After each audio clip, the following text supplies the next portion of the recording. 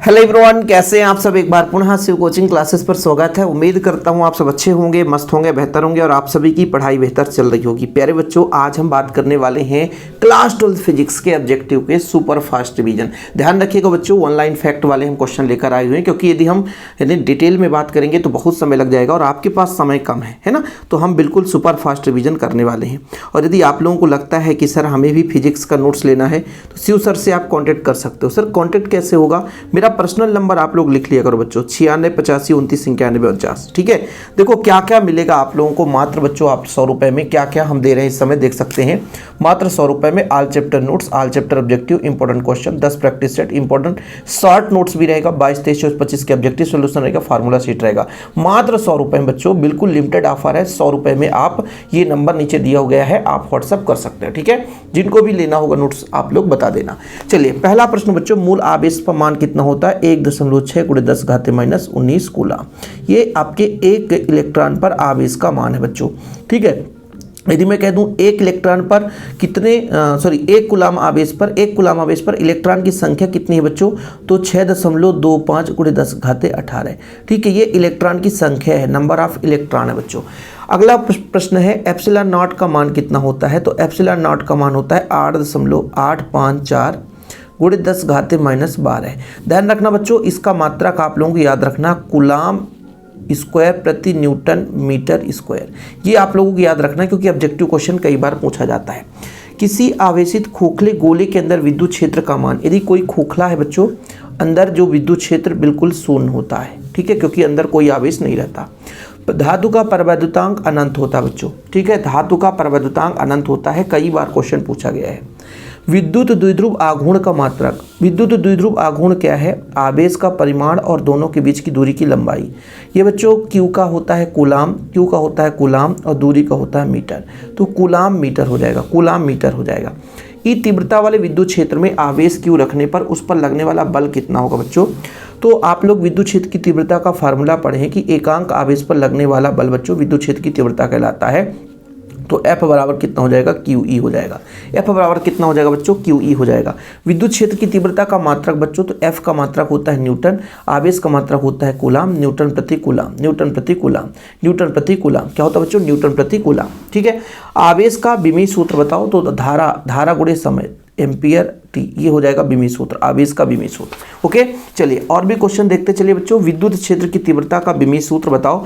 विद्युत क्षेत्र की तीव्रता E बराबर होता है एकांक आवेश पर लगने वाला बल। बल का विमीय सूत्र कितना होता है बच्चों? mL⁻², है ना। और अपना आवेश धारा गुणे समय, ये बच्चों ऊपर चला जाएगा तो कितना हो जाएगा? mL⁻³ और बच्चों 1⁻⁻1, ये ऊपर चला जाएगा ना, तो m रहेगा, l एक ही रहेगा, t-3 हो जाएगा, एक और ऊपर चला जाएगा और एक पावर बच्चों अपना 1⁻⁻1 आ जाएगा, है ना, -1 आ जाएगा। ठीक है। तो ये अपना किसका विमीय सूत्र है? विद्युत क्षेत्र की तीव्रता का विमीय सूत्र है। एक आदर्श द्विध्रुव का आकार कैसा होता है बच्चों? बिंदु सदृश होता है। एप्सिलॉन नॉट का विद्युतशील का मात्रक है, जैसे आपको यहाँ पर बताया, कूलम स्क्वायर प्रति न्यूटन मीटर स्क्वायर। ये आपको बताया बच्चों, कूलम स्क्वायर प्रति न्यूटन मीटर स्क्वायर, है ना। वैद्युत फ्लक्स का मात्रक इसका अपोजिट हो जाएगा, न्यूटन मीटर स्क्वायर प्रति कूलम, न्यूटन मीटर स्क्वायर प्रति कूलम होता है।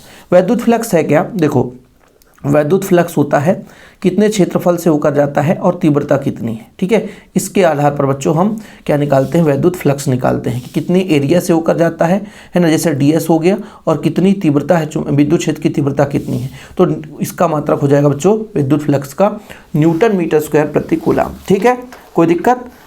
वैद्युत द्विध्रुव आघूर्ण की प्रकृति कैसी होती है बच्चों? तो सदिश राशि है। वैद्युत द्विध्रुव आघूर्ण एक सदिश राशि है। कैसा राशि बच्चों? सदिश राशि है। इसके बाद बच्चों अगला प्रश्न है, विद्युत फ्लक्स की प्रकृति कैसी होती है? तो अदिश राशि होती है। सिल्क को रगड़ी गई कांच की छड़ से किस प्रकार आवेश उत्पन्न होता है बच्चों? तो कांच पर धनावेश आ जाता है। यदि दो सजाती हैं, सेम है बच्चों, तो प्रतिकर्षण होता है, और विजाती है, अलग अलग है, तो आकर्षण होता है।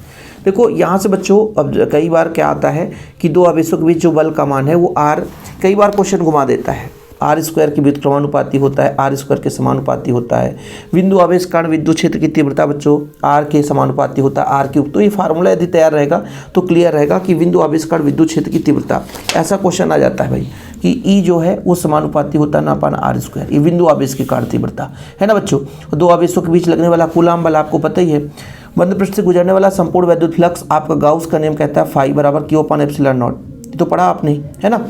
चलिए ये फार्मूला है आप लोगों को बच्चों। अक्षीय स्थिति में बच्चों अनुदैर्ध्य स्थिति अक्षीय स्थिति कहलाता है, वो 2p p के दोगुना होता है ना। जैसे निरक्षीय स्थिति से अच्छी स्थिति पे दुगुना तीव्रता आता है।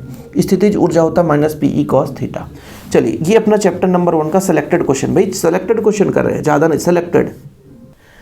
अब हम पहुंच चुके हैं चैप्टर नंबर 2 में बच्चों, है ना। चैप्टर नंबर 2 स्थिर वैद्युत विभव तथा धारिता, ठीक है, याद रखिएगा। विद्युत धारिता का ऐसा ही मात्रक बच्चों फैराड होता है। पहला प्रश्न हो गया। गोलीय चालक के लिए धारिता का सूत्र होता है C बराबर 4πε0 होता है R इंटू। कभी कभी क्वेश्चन आता है बच्चों कि गोलीय चालक की धारिता जो है वो त्रिज्या के समानुपाती होता है, सही है कि गलत? तो बिल्कुल सही है ना। चलिए अगला देखिए बच्चों, समविभव पृष्ठ। समविभव पृष्ठ कैसा होता है ना, एक ऐसा पृष्ठ जिसके प्रत्येक बिंदु पर विभव क्या होता है, समान होता है, समविभव पृष्ठ होता है। और बल रेखाओं के बीच जो कोण बनता है बच्चों 90 डिग्री कोण बनता है, ठीक है। विद्युत विभव की विमीय सूत्र बच्चों, V का विमीय सूत्र याद रखिएगा ml² T⁻³ 1⁻⁻1। अब यदि इसका निकालना चाहो तो निकाल सकते हो। विभव कहलाता है आवेश को ले जाने में किया गया कार्य, ठीक है। कार्य का होता है ml² T⁻²। धारा गुणे समय ये हो जाएगा बच्चों, तो जब ऊपर जाएगा तो ml² T⁻³ हो जाएगा, 1⁻1 हो जाएगा। ऐसे आप लोग निकाल सकते हो, है ना। पृथ्वी का विभव 0 होता है, सबको पता होना चाहिए। धारिता का विमीय सूत्र निकालो। अब बच्चों V का मान पता है तो C बराबर होता है Q/V। C बराबर होता है Q/V। Q का होता है धारा गुणे समय, और V बच्चों आप लोगों का V होता है ml² T⁻³ 1⁻1।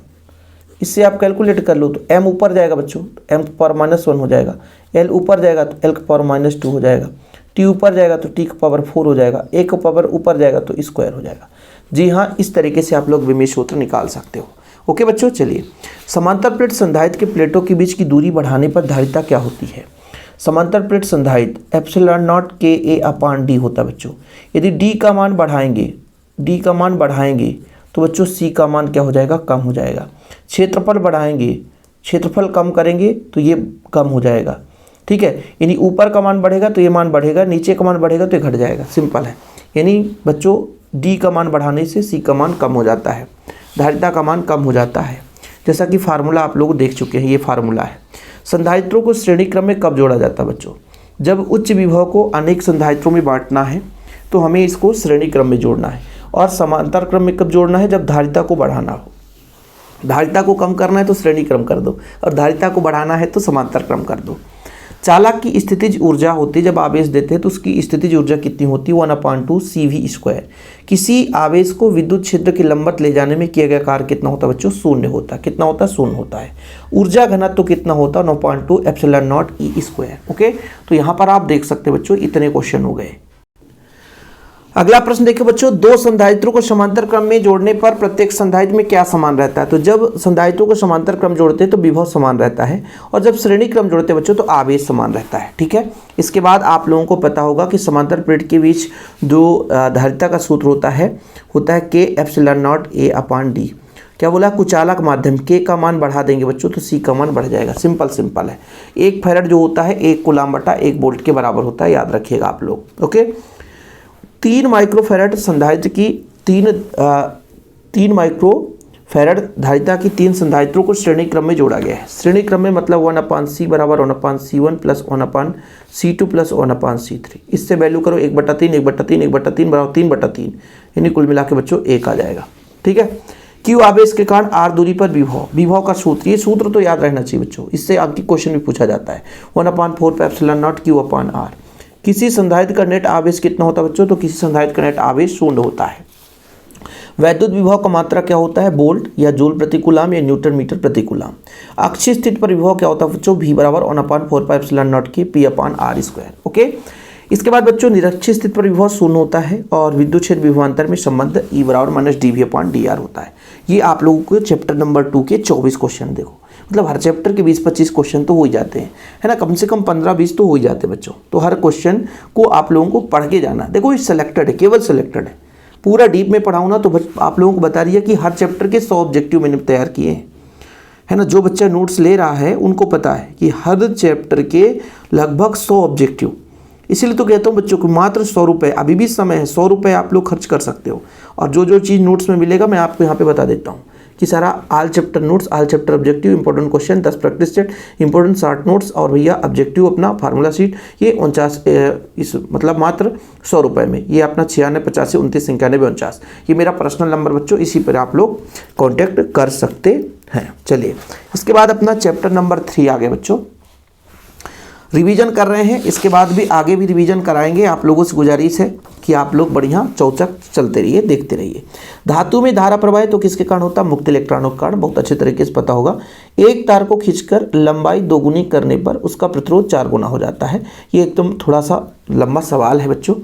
विशिष्ट प्रतिरोध का मात्रक, विशिष्ट प्रतिरोध मतलब प्रतिरोधकता RA/L होता है, ठीक है। R का होता है बच्चों, आप लोगों को पता है ओम, है ना, यानी प्रतिरोध का ओम। क्षेत्रफल का होता है मीटर स्क्वायर, और बच्चों लंबाई का होता है मीटर। तो 1 मीटर से मीटर कट के बच्चों तो अपना आ जाएगा ओम मीटर, क्या आ जाएगा? ओम मीटर, ठीक। ताप बढ़ाने पर अर्धचालक का प्रतिरोध, ताप बढ़ाने पर अर्धचालक का प्रतिरोध में क्या परिवर्तन होगा?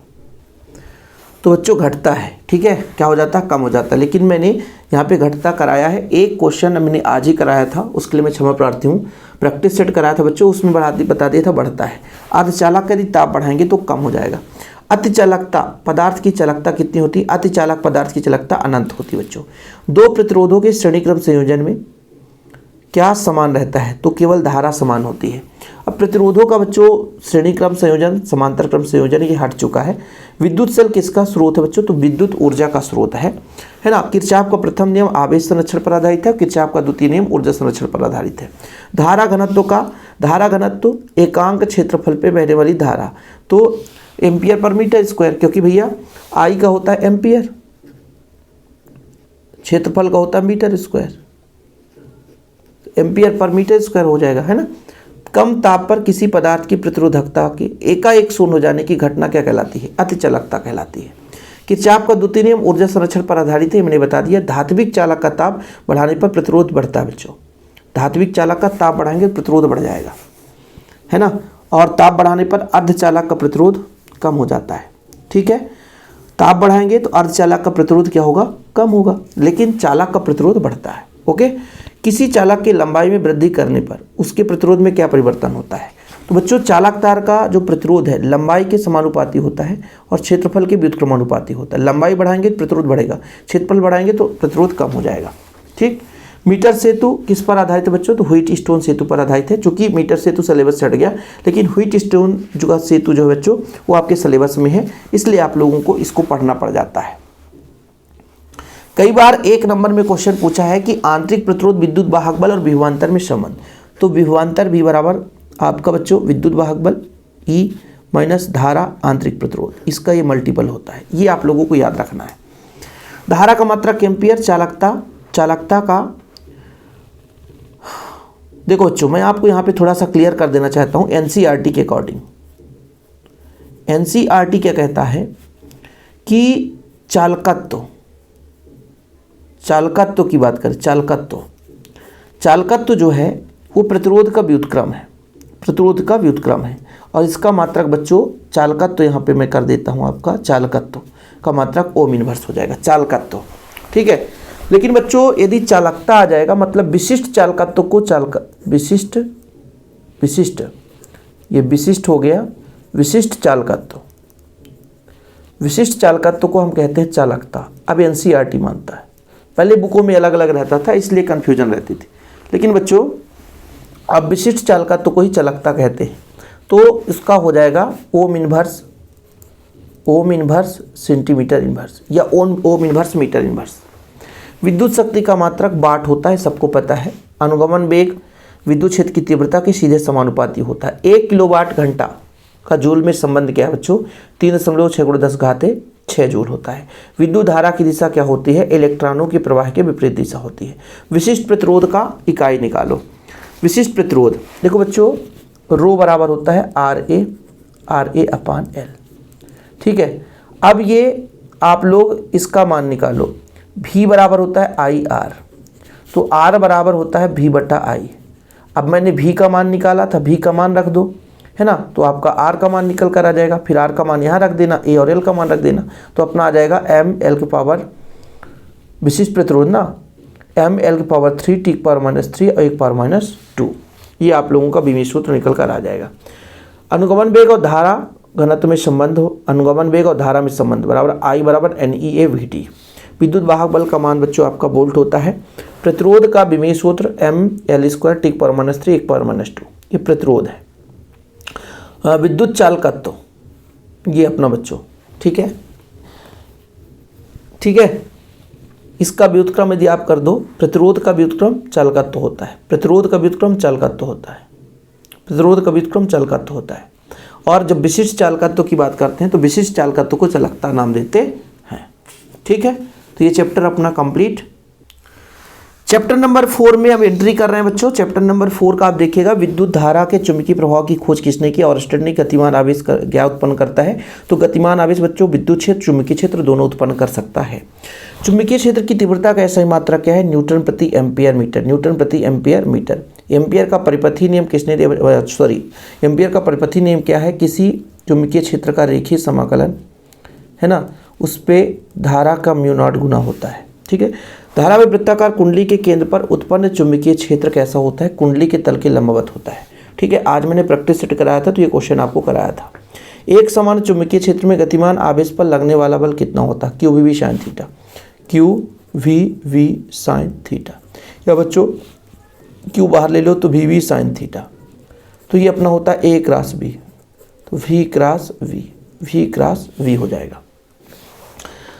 इसके बाद बच्चों धारा मापी की कुंडली के साथ श्रेणी क्रम में उच्च प्रतिरोध का चालक तार जोड़ देते हैं, श्रेणी क्रम में तार जोड़ते हैं तो वोल्टमीटर बन जाता है, और फिर इसको परिपथ में समांतर क्रम में जोड़ा जाता है। इसी के क्रम में बच्चों यदि कुंडली के साथ समांतर क्रम में चालक तार जोड़ दें तो वो अपना मीटर बन जाता है, जिसको हम परिपथ में श्रेणी क्रम में जोड़ते हैं। एक गतिमान कण एक समान चुंबकीय क्षेत्र में समांतर प्रवेश करता है तो कण का पथ कैसा होता है बच्चों, सरल रेखा में होता है। चुंबकशीलता का SI मात्रक होता है न्यूटन प्रति एम्पियर स्क्वायर। चुंबकीय क्षेत्र का विमीय सूत्र होता है m t की पावर -2 1 की पावर -1, ठीक है। आगे चलते हैं बच्चों, धारावाही प्रणालिका की भांति जो कौन दर्शाता है, तो वो दंड चुंबक जो होता है धारावाही प्रणालिका की भांति कार्य करता है। आवेशित कण पर एक समान चुंबकीय क्षेत्र में लॉरेंज बल का मान कितना होता है, आप लोगों को पढ़ा दे बच्चों, QVV sin थीटा या QV क्रॉस V होता है। चलिए सारे सिलेक्टेड क्वेश्चन हैं, आपको बहुत ज़्यादा इंपॉर्टेंट, बहुत ज़्यादा काम आने वाले हैं। चुंबकीय क्षेत्र में गतिमान आवेश पर लगने वाला बल कहलाता है लॉरेंज बल कहलाता है। एक आदर्श अमीटर का प्रतिरोध कितना होता है बच्चों, 0 होता है। विद्युत परिपथ में वोल्ट मीटर को सदैव किस क्रम में जोड़ा जाता है बच्चों, समांतर क्रम में जोड़ा जाता है। समान दिशा में धारावाही दो समांतर चालकों के मध्य बल की प्रकृति आकर्षण बल होता है। सीधे धारावाही चालक के कारण चुंबकीय क्षेत्र कितना होता है, μ0 I/2πr। वायु सेवर्ट का नियम लिखना बच्चों, dB बराबर μ0/4π आइडियल sin थीटा बटा r²। इसके बाद बच्चों धारावाही, देखो बच्चों ये आप लोगों को वायु सेवर्ट का नियम पता है, और सीधे धारावाही चालक तार कारण चुंबकीय क्षेत्र होता है μ0 I/2πr, और बच्चों यहाँ पर μ0 Ni/2r धारावाही कुंडली के केंद्र पर चुंबकीय क्षेत्र, और ये दो समांतर चालकों के बीच बल है, सॉरी धारावाही चालक के कारण चुंबकीय क्षेत्र है बच्चों, और ये धारावाही वृत्ताकार कुंडली के केंद्र पर। तो यहाँ पे पाई नहीं है, यहाँ पे पाई है, यहाँ पे पाई नहीं है, याद रखिएगा। धारावाही प्रणालिका के अंदर चुंबकीय क्षेत्र होता है मुनि μ0 Ni। धारा मापने का जो यंत्र है बच्चों अमीटर होता है, और विभवांतर मापने का यंत्र जब वोल्टमीटर होता है। हम अमीटर और वोल्टमीटर में अंतर भी कराए हैं तो आपको बता रहे थे। एक धारावाही प्रणालिका को पृथ्वी की तरफ स्वतंत्रतापूर्वक लटका दे बच्चों तो सदैव उत्तर दक्षिण दिशा में ठहरता है, सदैव उत्तर दक्षिण दिशा में ठहरता है। और अब हम पहुंच चुके हैं चैप्टर नंबर, कहाँ भाई, चैप्टर नंबर 5 में। बाकी जिनको भी नोट्स लेना है अभी भी समय है, वक्त है। 100 रुपये में बच्चों सारा चीज़ आपको मिल जाएगा आप लोगों के लिए सुपरफास्ट रिवीजन में। हमारे ऑब्जेक्टिव में ये सारा चीज़ रहता है ना। लास्ट में आप लोगों को देखने के हर चैप्टर के लास्ट में आपको देखने को मिलता है। चुंबकीय क्षेत्र का मात्रक बच्चों वेबर प्रति मीटर स्क्वायर या न्यूटन प्रति एम्पियर मीटर, तो आप लोग याद रखिएगा क्या क्या, वेबर प्रति मीटर स्क्वायर या बच्चों न्यूटन प्रति एम्पियर मीटर। एक चुंबकीय सुई को असमान चुंबकीय क्षेत्र में रखा जाता है तो वह अनुभव करता है बच्चों एक बल और एक बल आघूर्ण। ओके, ध्रुव प्रबल का SI मात्रक बच्चों एम्पियर मीटर, ध्रुव प्रबल का SI मात्रक एम्पियर मीटर। चुंबकीय आघूर्ण का SI मात्रक एम्पियर मीटर स्क्वायर। चुंबकीय आघूर्ण का SI मात्रक एम्पियर मीटर स्क्वायर। चुंबकीय आघूर्ण की दिशा होता है S से N ध्रुव की ओर बच्चों। विद्युत चुंबक किस पदार्थ के बनाए जाते हैं बच्चों? तो नर्म लोहे के बनाए जाते हैं। किसी पदार्थ की चुंबकीय प्रवृत्ति कितनी होती है? -0.5 होती है बच्चों। यह कैसा पदार्थ है? प्रतिचुंबकीय पदार्थ होता है। किसी पदार्थ का चुंबकीय प्रवृत्ति 4/5 है, मतलब 1 से कम है लेकिन धनात्मक है तो अनुचुंबकीय है। यदि 1 से कम है और ऋणात्मक है तो प्रतिचुंबकीय है। चुंबकीय प्रवृत्ति 1 से कम ऋणात्मक है तो प्रतिचुंबकीय, 1 से कम लेकिन धनात्मक है तो अनुचुंबकीय, और 1 से अधिक है तो लौह चुंबकीय। याद रखिएगा। अनुचुंबकीय पदार्थ को चुंबकीय क्षेत्र में लटकाने पर क्या होगा? अनुचुंबकीय बच्चों चुंबकत्व की ओर आकर्षित होता है तो समानांतर हो जाता है, लेकिन वहीं भी प्रतिचुंबकीय पदार्थ को लाते तो लंबवत हो जाता है, क्योंकि बच्चों प्रतिचुंबकीय जो होता है वो प्रतिकर्षित होता है तो लंबवत हो जाता है। अनुचुंबकीय पदार्थ आकर्षित होता है। याद रखना बच्चा। आगे चलते हैं। चुंबकीय क्षेत्र में क्षण चुंबक पर बल आघूर्ण कितना होता है? mb sin theta. कितना होता है बच्चों? mb sin theta. धारावाहिक परिनालिका को स्वतंत्रतापूर्वक लटका दिया जाए तो वह किस दिशा में ठहरता है? उत्तर दक्षिण दिशा में ठहरता है। चुंबक की स्थितिज ऊर्जा कितनी होती है बच्चों? -mb cos theta. -mb cos theta. चुंबक को घुमाने में किया गया कार्य mb1 cos थीटा। अक्षीय स्थिति में चुंबकीय क्षेत्र कितना होता है? μ0/4π m/d3। चुंबकीय क्षेत्र की तीव्रता की विमा होता है m l⁻0 t⁻⁻2 1⁻⁻1। ध्रुव प्रबल का मात्रक होता है एम्पियर मीटर। किन्हीं दो चुंबकीय ध्रुवों के बीच लगने वाला बल कितना होता है? F बराबर μ0/4π m1 m2/r²। अक्षीय स्थिति में चुंबकीय क्षेत्र की दिशा होती है बच्चों S से N की ओर। निरक्षीय स्थिति में परिणामी चुंबकीय क्षेत्र होती है N से S ध्रुव की ओर। तो अपन ने बच्चों चैप्टर नंबर 1 से चैप्टर नंबर 5 तक, है ना, लगभग कितने क्वेश्चन हो गए अपने? 20 क्वेश्चन हर चैप्टर से करा। तो जब 20 क्वेश्चन हर चैप्टर से करा तो लगभग 100 क्वेश्चन हमने कर लिया। ठीक है, कितने क्वेश्चन कर लिए? 100 क्वेश्चन। पार्ट 1 में 100 क्वेश्चन कंप्लीट। तो बच्चों ऐसे ही हम पार्ट 2 और पार्ट 3 ला देंगे ताकि आप लोगों को सेलेक्टेड क्वेश्चन में परेशानी ना हो और आप लोगों को दिक्कत ना होगी आगे रिवीजन करने में। ठीक है, तो फिलहाल अभी के लिए इतना ही। वीडियो पसंद आए तो लाइक करके शेयर कर दें। चैनल पे पहली बार आए हैं, चैनल को सब्सक्राइब कर दें। और एक प्लेलिस्ट बना हुआ है बच्चों, जब आप यूट्यूब पे जाओगे और बच्चों क्या करोगे? शिव कोचिंग क्लासेस सर्च करोगे, शिव कोचिंग क्लासेस। ठीक है, तो इस तरीके से बच्चों शिव कोचिंग क्लासेस आप सर्च करोगे, है ना। तो ये अपना चैनल है, चैनल में क्लिक कर देना बच्चों। चैनल में क्लिक करना तो इधर अपना क्या है? प्लेलिस्ट मिलेगा, है ना, प्लेलिस्ट मिल जाएगा। प्लेलिस्ट में आप देखो फिजिक्स समय, आप लोग इसमें से देखना बच्चों सारे क्वेश्चन, है ना, रिवीजन हमने कराया है। और इसमें भी फिजिक्स है ना, 204 वीडियो जिसमें दिख रहे हैं। लेकिन बच्चों इसमें फिजिक्स के मैक्सिमम वीडियो हमने ऐड कर दिया है तो आप लोगों को भटकना नहीं पड़ेगा। ये सारे वीडियो फिजिक्स के ही है, तो आप लोग फटाफट रिवीजन करो जा करके। और जो बच्चे पहली बार आए हैं तो चैनल को सब्सक्राइब कर लें। जय हिंद, वंदे मातरम।